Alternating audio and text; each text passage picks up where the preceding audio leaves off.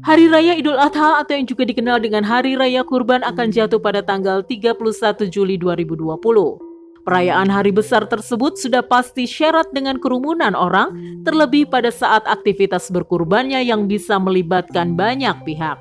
Oleh karenanya, pelaksanaan kurban tahun ini jelas akan berbeda dari tahun-tahun sebelumnya. Situasi new normal di tengah wabah memaksa kegiatan berkurban wajib memperhatikan protokol kesehatan.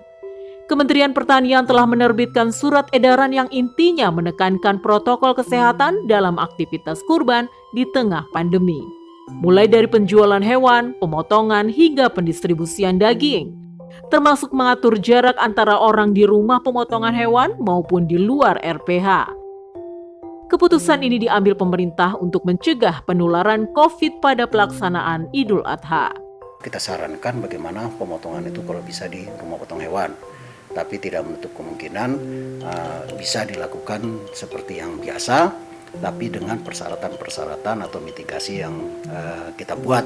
Bagaimana kita jaga jarak fisik, ya. Terus kemudian bagaimana penerapan higien pada personal, baik itu yang menjual atau yang datang beli saat itu di lapak-lapak penjualan. Begitu juga di rumah potong hewan atau tempat pemotongan hewan yang dilakukan.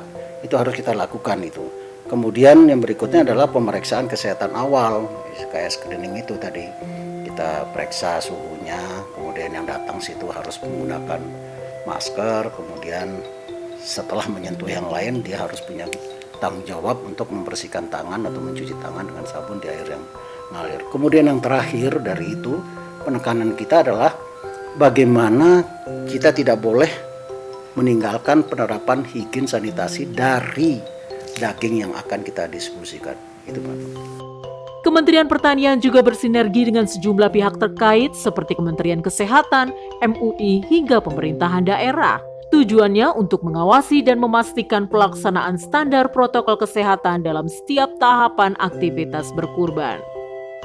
Karena dalam suasana ini biasanya urusan ternaknya itu adalah Kementerian Pertanian. Tapi kalau urusan manusianya nanti itu ke Kementerian Kesehatan, sehingga kita bersurat ke Kemenkes untuk melakukan pengawasan dan pembinaan ini bersama-sama. Termasuk juga di Kementerian Agama.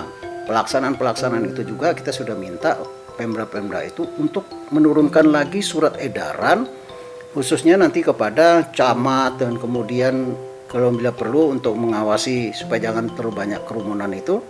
Kita minta untuk menginformasikan atau berkoordinasi dengan kepolisian bila perlu TNI.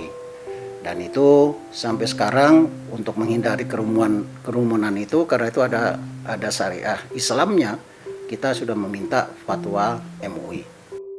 Dewan Kemakmuran Masjid, Badan Amil Zakat, dan lembaga amil zakat lainnya diharapkan dapat membantu pengaturan tata cara penjualan hewan kurban, utamanya terkait penempatan fasilitas alat kebersihan. Akbar Prakoso, Vicky Tivitani mengabarkan.